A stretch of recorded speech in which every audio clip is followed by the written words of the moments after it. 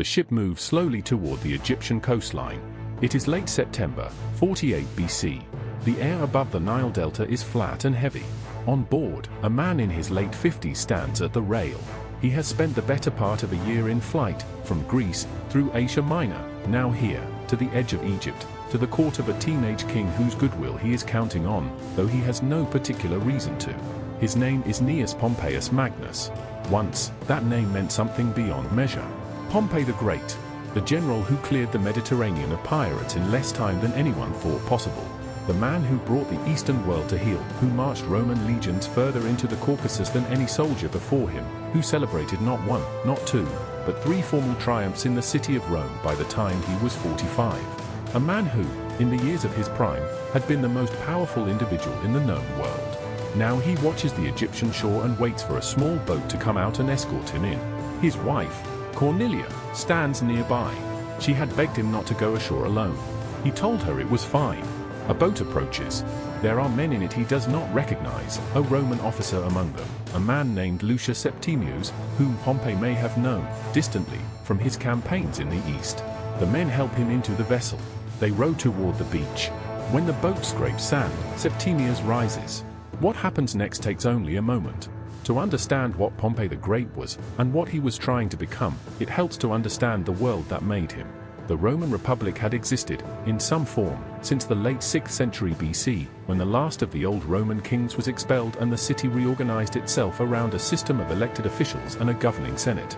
It was an arrangement built on tension between the old aristocratic families who dominated the Senate and the broader mass of Roman citizens who had their own representatives, the tribunes, between the ambitions of individual generals and the constitutional rules designed to keep any one man from becoming too powerful, between the demands of an expanding empire and the fragile institutions of a city-state that had never quite been designed to govern one.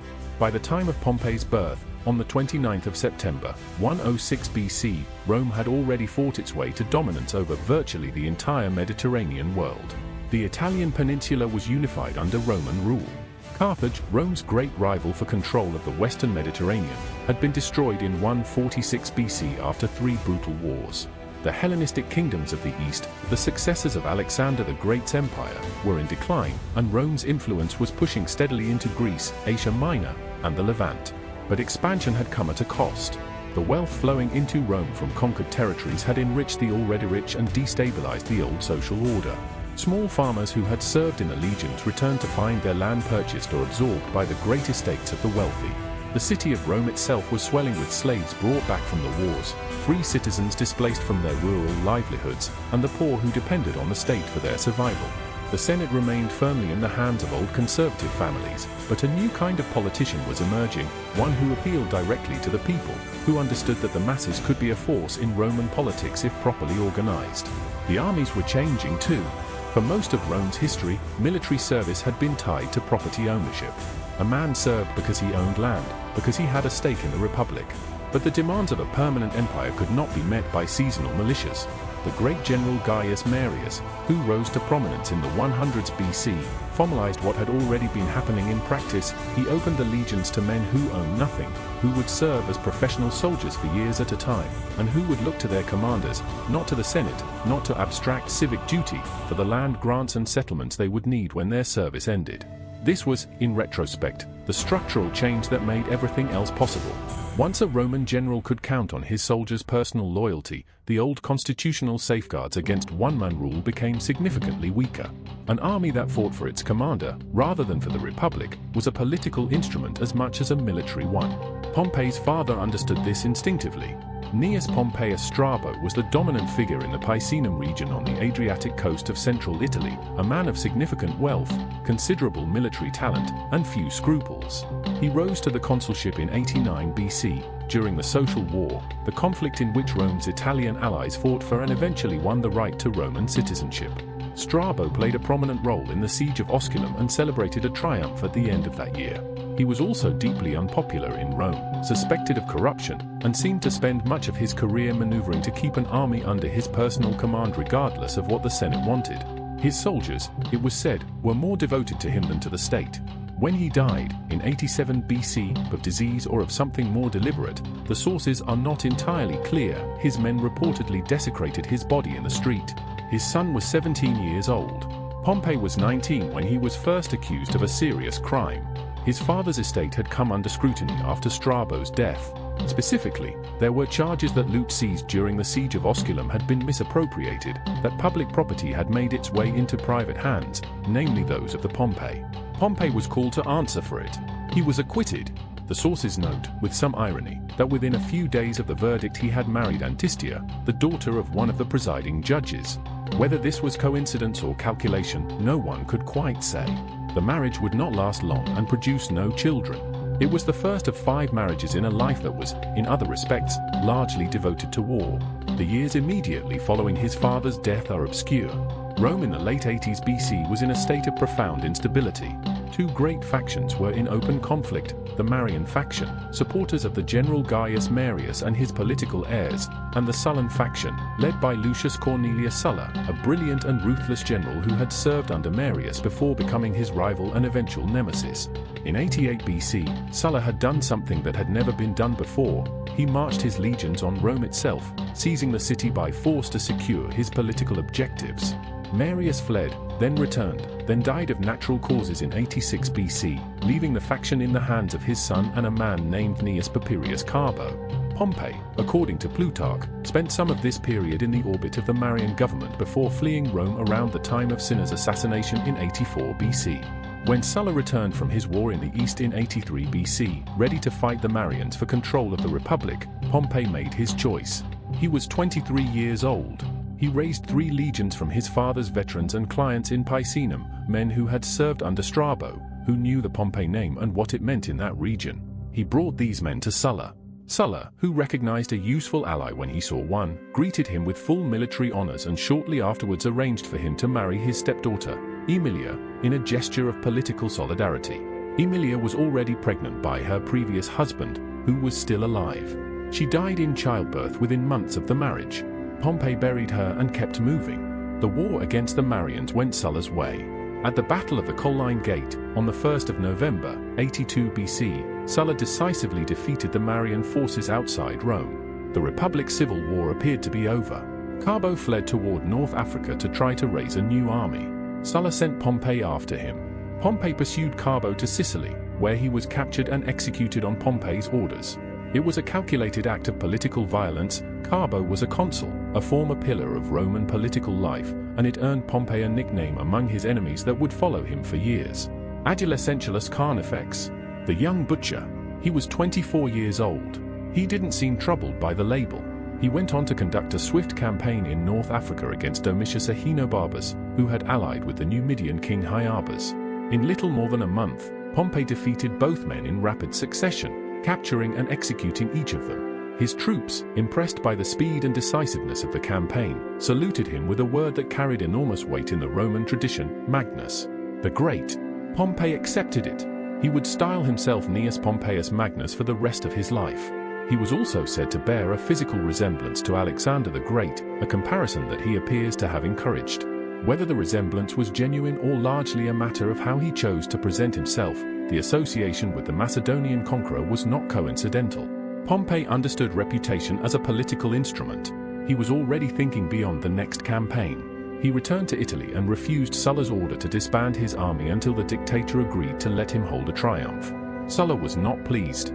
There were rules about this sort of thing. A man had to have held senatorial rank. Pompey had not. There were age requirements. Sulla had in fact reintroduced and enforced these requirements himself. None of that mattered in the end. Pompey held out, Sulla relented, and on the 12th of March, 81 BC, at the age of 24, Pompey celebrated his first triumph through the streets of Rome. The crowd cheered. Sulla watched and made a mental note.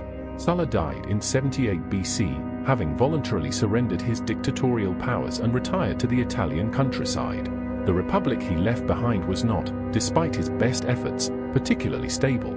The conservative senators he had empowered were already being challenged. The popular factions were regrouping. A number of ambitious men were watching to see who would emerge from the confusion. Pompey was watching too. He was not, by temperament or training, primarily a politician. He was most comfortable with armies, with clear lines of command, with terrain that could be mapped and opponents that could be outflanked. The Senate was a different kind of battlefield, with different rules and fewer reliable allies, and Pompey never quite mastered it the way he mastered everything that happened on horseback or in a field. Still, he had assets. He had enormous personal wealth, derived from his family's estates in Picenum. He had a reputation that preceded him into any room, and he had an instinct for recognizing when a military command was available and positioning himself to receive it. In the immediate aftermath of Sulla's death, he involved himself in the suppression of an insurrection in Etruria and then in the broader power struggle as Marcus Aemilius Lepidus, whose candidacy Pompey had initially supported, attempted to seize control throughout Italy. Pompey was given a senior command and confronted Lepidus' second-in-command, Marcus Junius Brutus, not the Brutus who would later be involved in Caesar's assassination, but his father, at Mutina, the city we now call Modena. Pompey negotiated Brutus' surrender. He promised to write to the Senate for instructions. The following day, he had Brutus executed. It was, again, an act that told observers something about how Pompey operated. He was not cruel for the sake of it, but he was entirely capable of treating promises as tactical instruments when circumstances seemed to require it. His enemies noted this. Some of his allies did too. When the Senate ordered him to disband his army after this latest campaign, he declined again. He had learned from this tactic. He waited for a better offer. It came from Hispania. For 2 years, a Roman general named Metellus Pius had been fighting in Hispania, the Iberian Peninsula, roughly modern Spain and Portugal, against a remarkably capable opponent named Quintus Sertorius. Sertorius was an old ally of the Marian faction, a man who had been driven out of Rome by the Sullan victory and had carved out a base in Hispania from which he continued to resist. He was not merely holding territory. He had built something approaching a parallel Roman state, working with local elites, incorporating Spanish notables into his governing structure, treating the indigenous population with more respect than Rome typically offered. He was winning not just battles, but loyalty. Pompey was ordered to join Metellus. He was given proconsular authority, an unusual honor for a man who had still never served as a senator, and crossed into Hispania in 77 BC. The campaign did not begin well. Sertorius was a strategist of the first order, and the terrain of the Iberian Peninsula was nothing like the open plains where Roman legions performed best. Pompey spent the first year, 76 BC, making little progress and struggling to control the eastern coast. He attempted to trap Sertorius during the siege of Lauron. Sertorius turned the trap around. Pompey found himself surrounded at his own camp, unable to move without exposing his flanks. Metellus' arrival prevented disaster. Sertorius withdrew. The following year brought mixed results. Pompey captured Valencia, then grew overconfident and attacked Sertorius at the river Sucro without waiting for Metellus. He was defeated. Metellus arrived again and obliged Sertorius to withdraw again. During a later engagement at the river Turia, the two armies fought each other to a standstill. Pompey's brother-in-law was killed in the fighting. After 3 years of campaigning, Pompey had little to show for it and wrote letters to the Senate complaining that his troops were underfed, undersupplied, and exhausted. But the war shifted, as wars sometimes do, through factors that had nothing to do with tactics or terrain. Sertorius was losing the confidence of his Spanish allies. There were conspiracies within his own command. In 73 BC, a subordinate named Marcus Paperna Veiento had him assassinated at a banquet.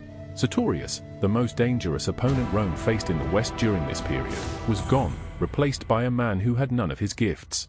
Paperna sought a pitched battle almost immediately. Pompey ambushed him, captured him, and had him and his associates executed. Southern and eastern Hispania were pacified. Pompey spent several months reorganizing the provinces and building his own network of supporters and clients there before heading for home. He would not be home long. On his way back from Hispania at the end of 72 BC, Pompey received news that a slave rebellion in Italy had grown considerably more serious than anyone had initially expected. The rebellion had begun in 73 BC, when a group of gladiators, led by a Thracian named Spartacus, escaped from a training school at Capua. What started as a breakout of perhaps 70 men had swelled into an army of tens of thousands. The Senate, alarmed, had dispatched legions. The legions had not fared well.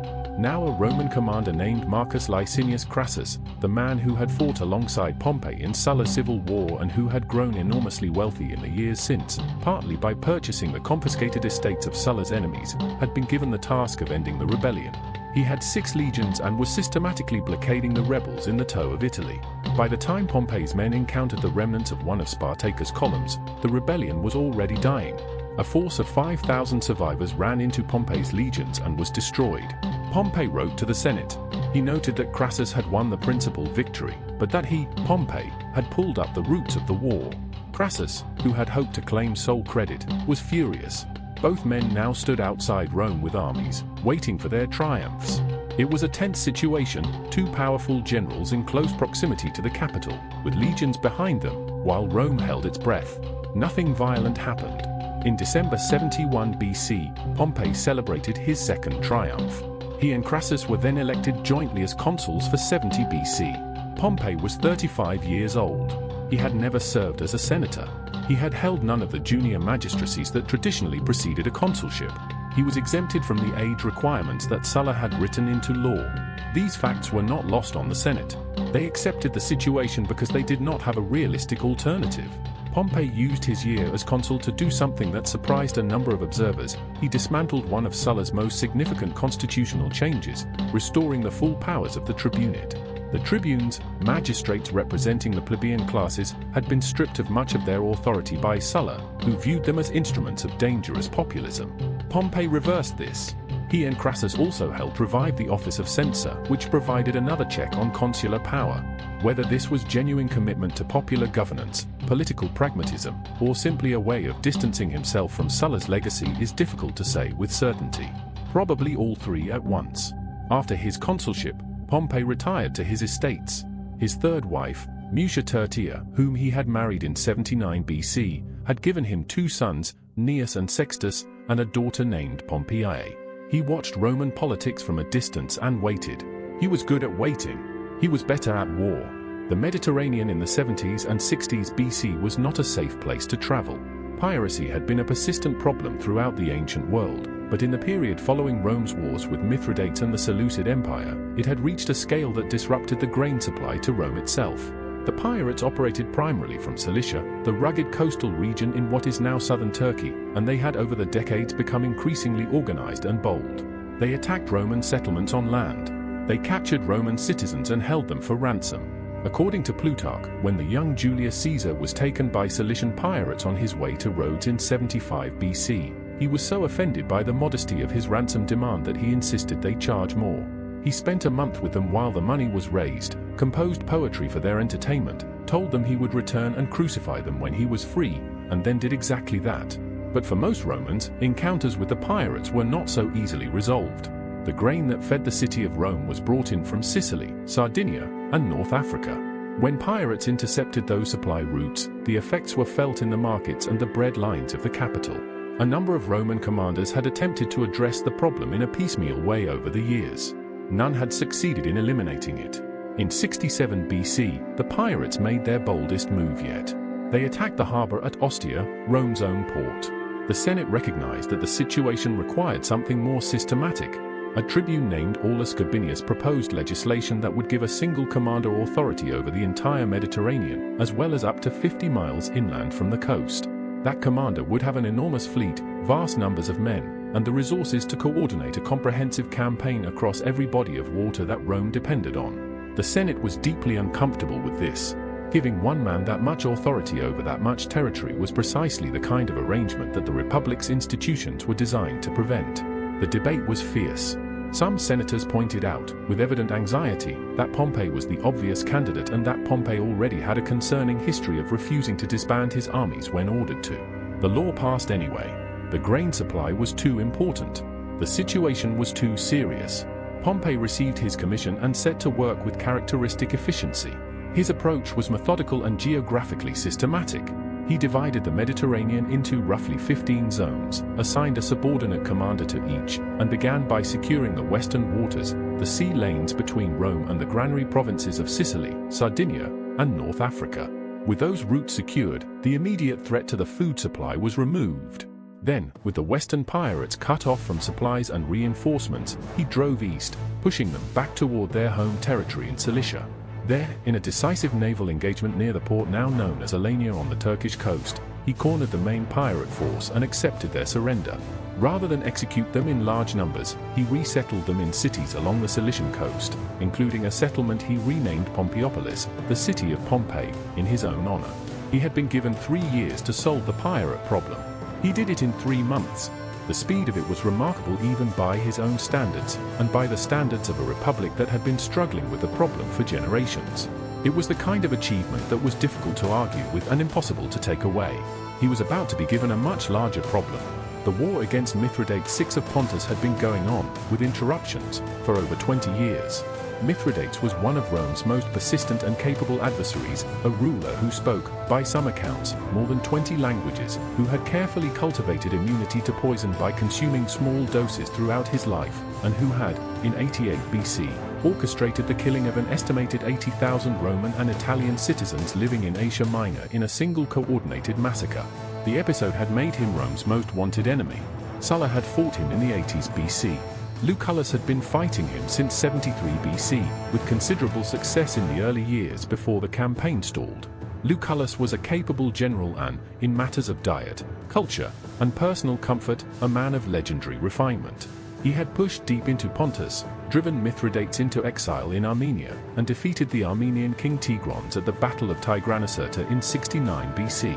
Then things began to go wrong. His troops, exhausted by years of campaigning in difficult terrain far from home, grew mutinous. Mithridates and Tigranes recovered their territories.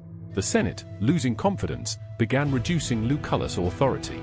In 66 BC, the tribune Gaius Manlius passed legislation recalling Lucullus and giving his command to Pompey. Pompey retained the fleet and forces from his piracy campaign and combined them with Lucullus' old army, a considerable combined force. When the two men met in the east to conduct the handover, the conversation was, by ancient accounts, not particularly warm. Lucullus accused Pompey of swooping in to take credit for victories that Lucullus had made possible.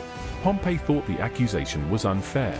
He left for Rome shortly afterward, taking only a small escort. The question of whether he would receive a triumph would occupy him for years to come. Pompey's first move was diplomatic. He sent word to Phraates III of Parthia, the great empire that controlled Persia and Mesopotamia, encouraging him to invade Armenia and distract Tigranes. This freed Pompey to focus on Mithridates himself. Mithridates' army was wearing down. Years of warfare, a scorched earth policy that had deprived his own territory of resources, and the loss of key allies left him in an increasingly difficult position. When his water supply ran critically low, he was forced to abandon his defensive position. Pompey engaged him at the river Lycus in 66 BC. Mithridates was defeated. He fled with a small cavalry escort, tried to seek refuge with Tigranes, was refused, and eventually made his way to the northern shore of the Black Sea. Tigranes, seeing the trajectory of events, met Pompey and submitted. He gave up his conquests, accepted the status of a Roman vassal, and retained the core of Armenia. It was a pragmatic settlement. Armenia would remain a buffer state for centuries afterward, perpetually caught between Rome and Parthia, changing loyalties with the winds of imperial politics. Pompey's campaigns then turned to the smaller kingdoms and power centers of the region. In 65 BC, he fought against the ancient kingdom of Albania in the eastern Caucasus, a state occupying roughly the territory of modern Azerbaijan, and against the kingdom of Iberia, whose geography corresponds to modern Georgia. Both were defeated and compelled to make peace. In one engagement against the Albanians, Pompey employed a tactic that may have had its origins in his Spanish campaigns. He had his infantry kneel behind the cavalry, concealing them from the approaching enemy. When the Albanian cavalry charged, the Roman horsemen fell back to reveal the waiting infantry. The enemy, suddenly facing a wall of armed men they had not seen, were hit hard. Pompey's cavalry then wheeled around to envelop them. He pushed east toward the Caspian Sea, further than any Roman army had gone. He sent subordinates ahead to explore strategic possibilities. He was, in these years, conducting Roman foreign policy through military force on an almost personal basis, reshaping the map of the Near East by the confidence and speed of his movements. By 64 BC, he turned south. The Seleucid Empire had once been one of the great powers of the ancient world.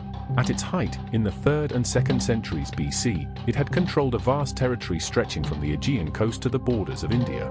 By the time Pompey arrived on its doorstep, it had been reduced to a precarious rump state in Syria, harassed from the east by the Parthians and from the north by Tigranes, and still technically at war with Rome from conflicts stretching back to the 190s BC.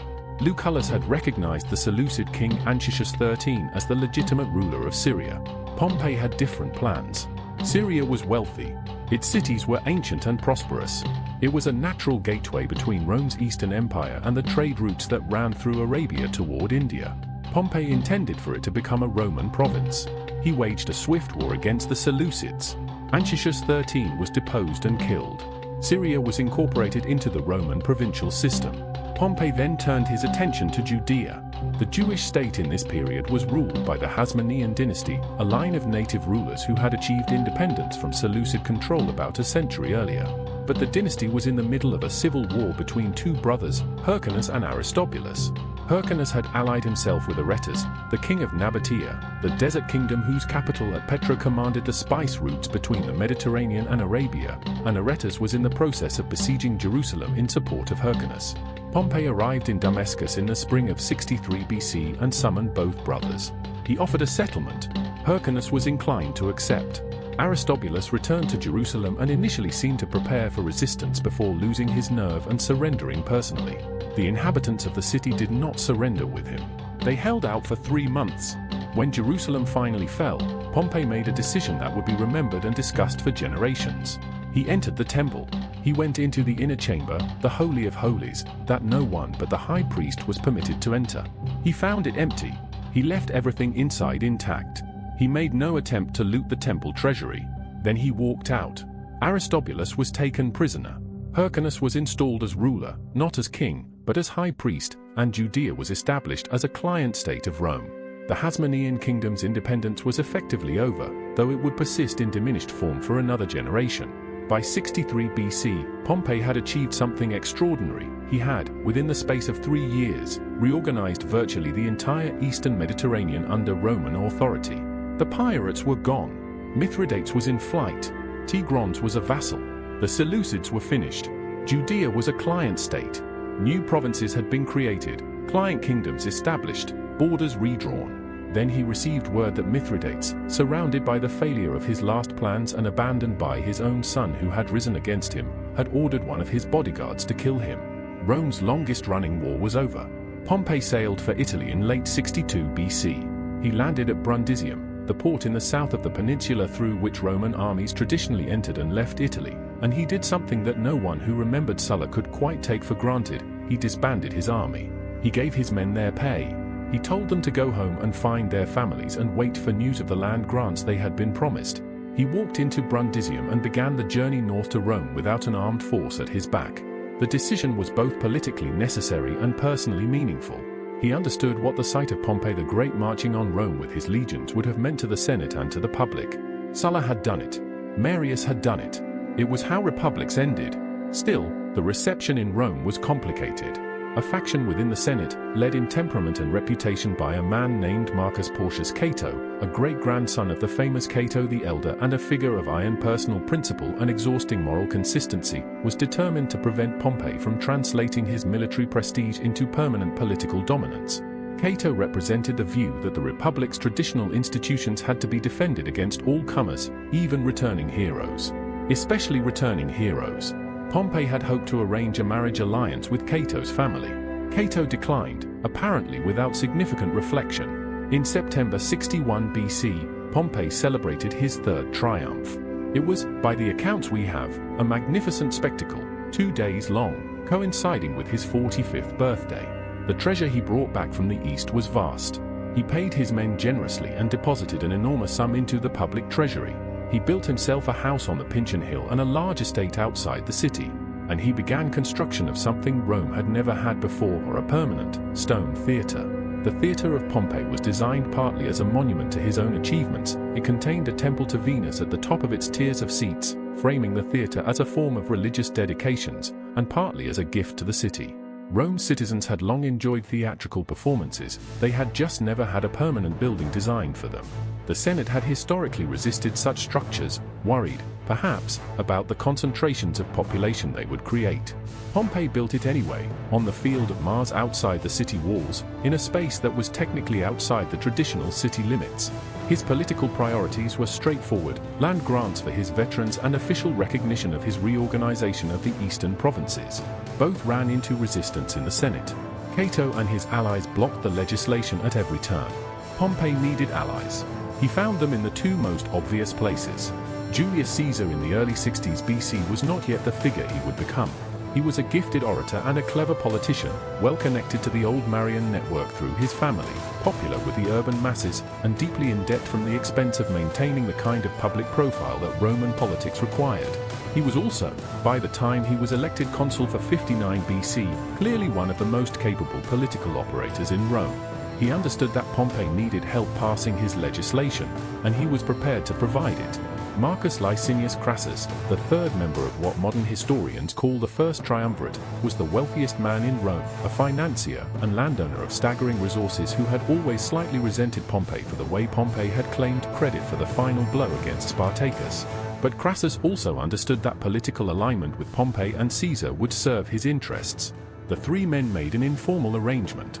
Caesar, as consul, would use his office to push through the legislation Pompey needed, the land grants, the provincial settlements. In exchange, Pompey would lend his prestige and his still enormous popularity to Caesar's political initiatives. And Crassus would provide the financial backing that made all of it possible. Caesar delivered. The land grants were passed. The provincial reorganization was ratified. Pompey's veterans got their settlements. To seal the alliance, Caesar offered his daughter Julia in marriage to Pompey. Julia was approximately 17. Pompey was in his mid-40s. By all accounts, and the ancient sources are unusually consistent on this point, it was a genuinely affectionate marriage. Julia was intelligent and warm. Pompey, who had been through several politically calculated marriages, seems to have been genuinely fond of her. She provided a personal bond between her husband and her father that made the political alliance something more than a transaction. The arrangement did not please everyone. Cicero, Rome's greatest orator and a man who had spent years navigating the treacherous terrain of Roman politics, found himself increasingly squeezed. Pompey and Caesar backed his political rival, Publius Clodius Pulcher, a volatile and charismatic figure who had been prevented from becoming tribune by his patrician birth. Pompey and Caesar arranged for Clodius to be adopted into a plebeian family, making him eligible for the office. Once elected, Clodius moved against Cicero, dredging up controversies from his consulship in 63 BC and engineering his exile. Cicero left Rome. His property was confiscated. His house on the Palatine Hill was demolished. Pompey had allowed this to happen. It would come back to haunt him. Clodius, having disposed of Cicero, began to turn his energies against Pompey himself, interfering in the eastern settlements Pompey had so carefully arranged and using his control of street gangs to disrupt Pompey's allies in the city. Pompey eventually reversed course and lobbied for Cicero's return. After a number of failed attempts, Cicero came back to Rome in September 57 BC. The city he returned to was less stable than the one he had left. The political violence that Clodius had normalized, and which his opponent, Titus Annius Milo, was now matching, was becoming part of the Roman political landscape. Armed gangs were a fact of life. Elections were increasingly contests of muscle and money as much as argument and persuasion.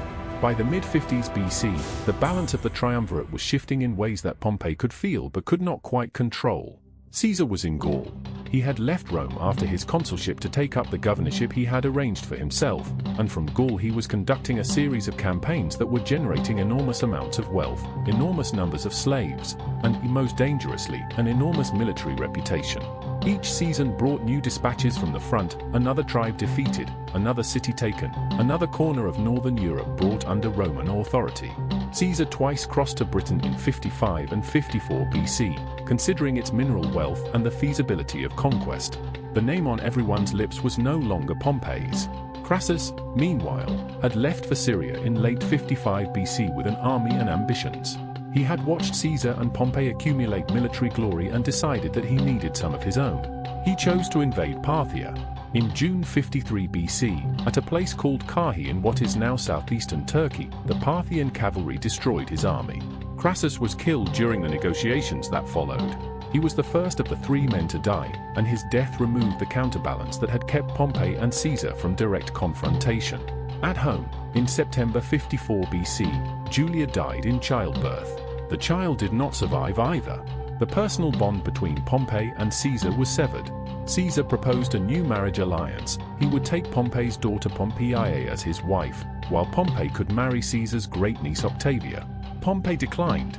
He married instead Cornelia Metella, the widow of Crassus' son, an intelligent and cultured woman from one of Rome's most distinguished families.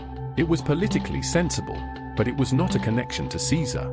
The following years saw the political situation in Rome deteriorate significantly. Street violence between the gangs of Clodius and Milo made the city genuinely dangerous. Consular elections were delayed, then held halfway through their intended terms. In January 52 BC, Clodius was killed in a brawl on the Appian Way. His supporters brought his body to the Senate house and burned it there. The building was destroyed in the fire. With Rome in crisis, the Senate took an unusual step. On the 1st of February, 52 BC, Pompey was appointed sole consul, not with a co-consul, alone. It was the closest thing to legitimate one-man rule that the Republic's constitution could accommodate without explicitly crossing the line into dictatorship. Pompey spent the following months restoring order. He appointed Metellus Scipio, his new father-in-law, as his consular colleague for the remainder of the year. He passed legislation aimed at curbing electoral corruption and reducing political violence. He was effective and he was respected, and he was, in these months, the most powerful man in Rome. But he was also, in ways that were becoming increasingly visible, falling behind. By 50 BC, the question of what would happen when Caesar's command in Gaul ended had become the central preoccupation of Roman politics. Caesar wanted to return to Rome without giving up his legal immunity, that is, he wanted to be elected consul in absentia, so that he could celebrate a triumph and begin his next term of office before his current one ended and he became a private citizen vulnerable to prosecution. His enemies in the Senate, and there were many men who had watched his rise with alarm and were now determined to bring him to account for actions taken during his consulship in 59 BC, wanted exactly the opposite. They wanted him to return to Rome as a private citizen, without an army, where the law could reach him. Pompey was in a complicated position. His alliance with Caesar had been fraying since Julia's death and Crassus' fall. He was now more closely aligned with the senatorial conservatives, including Cato and his faction. He agreed to allow Caesar to stand for election in absentia, but simultaneously passed a law preventing anyone else from doing so, a move that Caesar's allies interpreted as a signal that Pompey's promise could not be trusted. Through 50 BC, proposals and counter-proposals circulated. Both men suggested that both should lay down their commands simultaneously. Neither could quite bring himself to actually do it. Each needed the other to go first, and neither believed the other would. The tribune Scribonius Curio, who had become Caesar's ally, blocked proposal after proposal in the Senate. Rumors began to circulate that Caesar was moving legions south. On the 7th of January, 49 BC, the Senate passed its ultimate decree, the Senatus Consultum Ultimum, authorizing Roman officials to take whatever measures were necessary to protect the state. Two of Caesar's supporters in the Senate, the tribunes Mark Antony and Quintus Cassius, fled Rome and made their way north toward Caesar's camp. Caesar had, at that moment, only one legion immediately at hand, the 13th. It was camped near the river Rubicon, the small stream that marked the boundary between Italy and the province of Cisalpine Gaul. A Roman general was forbidden by law to bring an armed force across that boundary. The prohibition existed for exactly this reason, to prevent military force from entering the political process. On the night of the 10th of January, Caesar crossed the Rubicon. The accounts we have of the moment vary. Some mention hesitation. Some mention a strange figure, possibly a hallucination or a dream, playing a flute and beckoning. Some simply describe him crossing. What everyone agrees on is that he did it, and that by doing so he initiated a civil war that would determine the future of the Roman world. Pompey was not ready. He had expected the confrontation, but not this quickly, not in winter, and not with Caesar moving on Rome before a proper army could be assembled. He made the decision to abandon the city. On the 17th of January he left Rome, taking the Senate's conservative faction with him, and marched south to Capua to begin organizing resistance. The Senate's treasury stayed in Rome. There wasn't time to move it. Caesar moved south rapidly. Pompey's subordinate Lucius Domitius Ahenobarbus attempted to hold Corfinium in central Italy with a sizable force. Pompey refused to come to his aid. Domitius surrendered, and his men joined Caesar's ranks.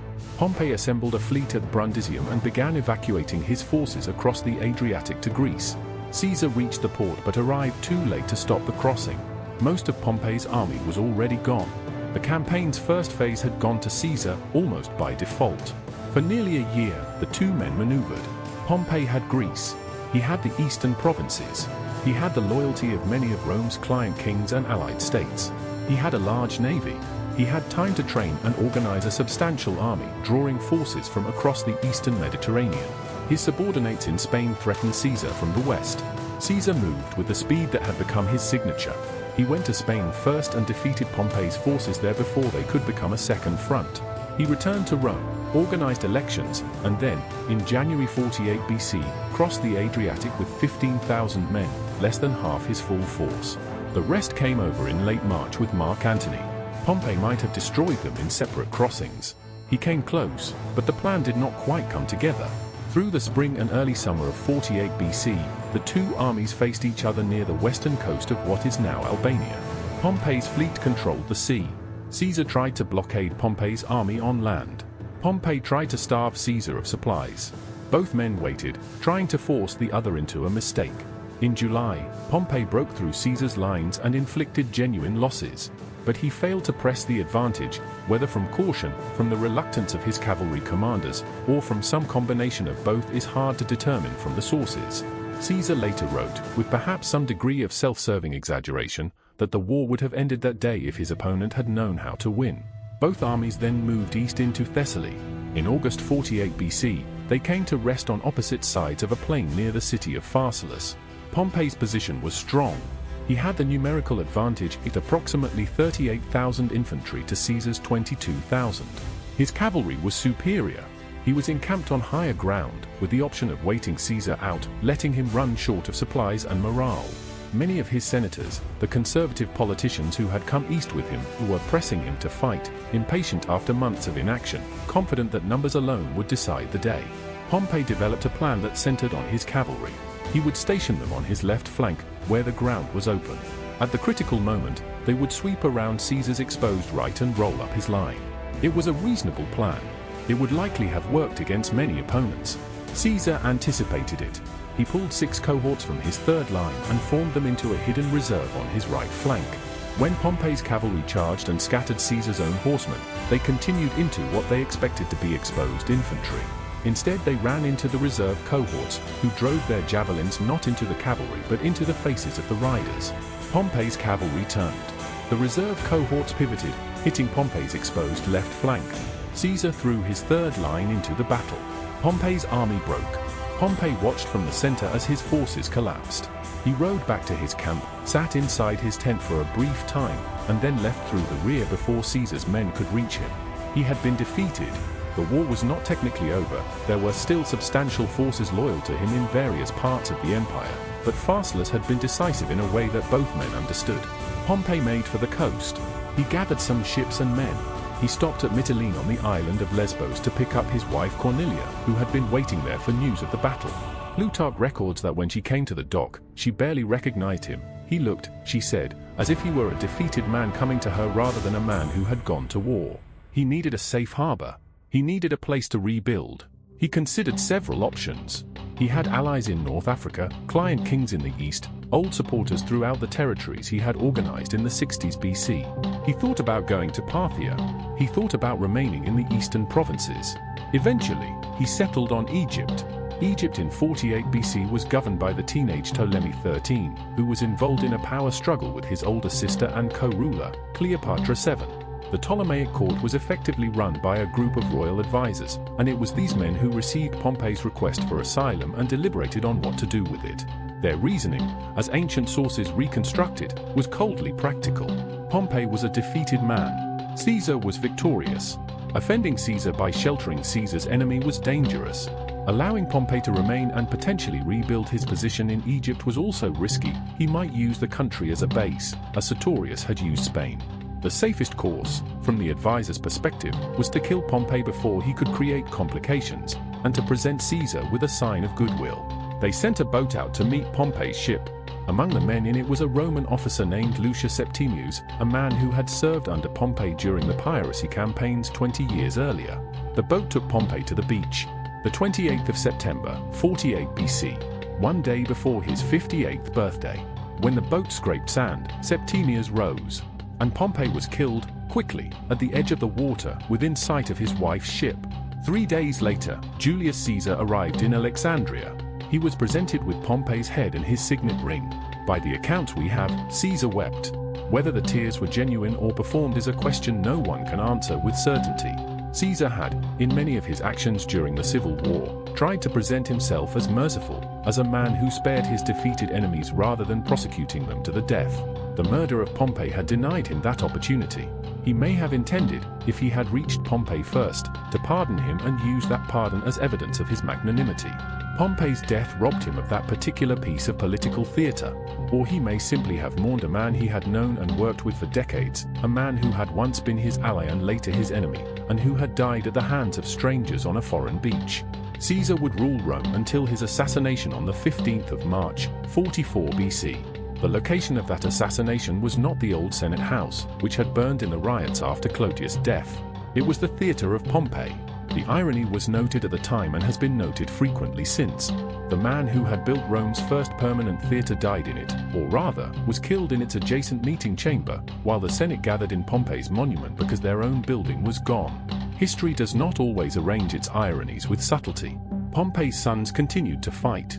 His elder son Gnaeus fought in Spain and was killed after the Battle of Munda in 45 BC, the last major engagement of Caesar's civil war. His younger son Sextus, born in 67 BC, the year his father received the piracy command, proved more durable. Sextus Pompeius would remain a significant military and political force for years after Caesar's death, eventually controlling Sicily and much of the western Mediterranean, his father's ghost still a useful name. He was not killed until 35 BC. The republic that Pompey had claimed to be defending did not survive the civil wars. After Caesar's assassination, Rome passed through another decade and a half of conflict before Caesar's great-nephew Octavian, later known as Augustus, emerged as the sole ruler of the Roman world in 27 BC and became, in effect, Rome's first emperor. The Senate continued to meet. Elections continued to be held. The forms of the republic were preserved. The reality was something different. Pompey's theatre stood in Rome for centuries. His name survived in the settlements he had created in the east. Pompeiopolis, the client kingdoms he had organized along the fringes of the Mediterranean. The provincial structure of Syria and Judea that he had established endured, in modified forms, for generations. What lasted less well was his reputation. He was, for much of subsequent history, the man who lost to Caesar, which is to say, the man against whom Caesar's genius is measured. In the grand narrative of Rome's transformation from republic to empire, Pompey tends to appear as the last real obstacle before the inevitable, a serious man defeated by a greater one. That framing does a degree of injustice to what he actually accomplished. He cleared the Mediterranean of organized piracy in 3 months. He reorganized the eastern Mediterranean in a way that shaped the political geography of the region for generations. He celebrated 3 triumphs before he was 45, which was genuinely unprecedented. He commanded the loyalty of enormous numbers of men across decades of campaigning and rarely suffered outright military defeat until Pharsalus. His failures were mostly political. He understood military command. He was less comfortable with the sustained, patient, sometimes unglamorous work of managing alliances and anticipating the moves of people like Clodius, or Cato, or Caesar in his most manipulative mode. He was too easily flattered by those who needed his prestige and too easily wrong-footed by those who were willing to use his prestige against him. Whether he wanted to save the Republic or simply to be the most powerful man in it, whether the two things were, in his mind, separable, is one of those questions that the ancient sources raise without quite answering. Plutarch, writing about a century and a half after Pompey's death, presents him with considerable sympathy, a man of genuine abilities and genuine virtues who was undone partly by rivals smarter than him and partly by the structural collapse of the political world he had been trained to navigate. Cato, who continued to fight Caesar even after Pharsalus and who died in North Africa by his own hand rather than submit to Caesar's mercy, would have found this framing congenial. Pompey had not been, in Cato's view, a champion of the Republic so much as a man who could not quite bring himself to become its destroyer. That was, perhaps, the most that could be asked of anyone in that particular moment. On the beach at Pelusium, a man named Lucius Septimius rose. Septimius had served under Pompey during the piracy campaign, that swift and methodical operation that had cleared the Mediterranean in a season and first demonstrated, to those paying attention, just what Pompey the Great was capable of when given a clear objective and the resources to pursue it. That had been 20 years earlier. Septimius was a Roman officer in the service of an Egyptian court.